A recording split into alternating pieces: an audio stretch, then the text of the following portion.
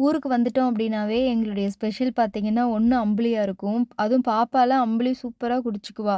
அம்மாவும் சொல்லுவாங்க, "சோளம்லாம் தீட்டி தரேன். நீ கொண்டு போய் வந்து மிக்ஸியில அரைச்சு செஞ்சுக்கோ" அப்படிம்பாங்க. ஆனா, அந்த மொட்டைச்சோள அரிசி அதெல்லாம் உள்ள போட்டு செய்யணும் அப்படிங்கிறதுனால, நான் மேக்ஸிமம் அத ட்ரை பண்ணவே மாட்டேன்.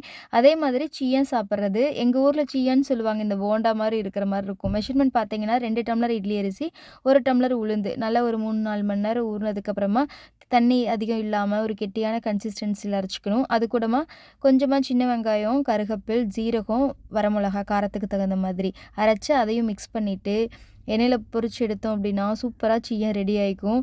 அந்த காலத்துலருந்து நான் சின்ன பிள்ளையா இருக்கிறப்ப எல்லாம் பாட்டி வீட்டுக்கு அந்த மாரி போறப்போ, "சிய்யனுக்கு ஊற வைக்கட்டா?" அப்படிங்கிறது தான் ஃபர்ஸ்ட்டு கேள்வியா இருக்கும். வடை, உளுந்த வடை அந்த மாரி ஐட்டம்ஸ்லாம் கிடையாது. "சிய்யன் சாப்பிடலாம்" அப்படின்ட்டு தான் கேட்பாங்க. அதுவும் கரெக்ட்டா சரி வெளியில அடுப்புல வச்சுக்கலாம் இரும்பு வடை சட்டியில அப்படின்ட்டு வெளியில வச்சு சுட்டு சாப்பிட்றப்போ, டேஸ்ட்டு ரொம்ப சூப்பரா இருந்துச்சு. அதுவும் பசங்க சாப்பிட்றதுக்கெல்லாம் காரம் கொஞ்சம் கம்மியா போட்டு ட்ரை பண்ணி பாருங்க.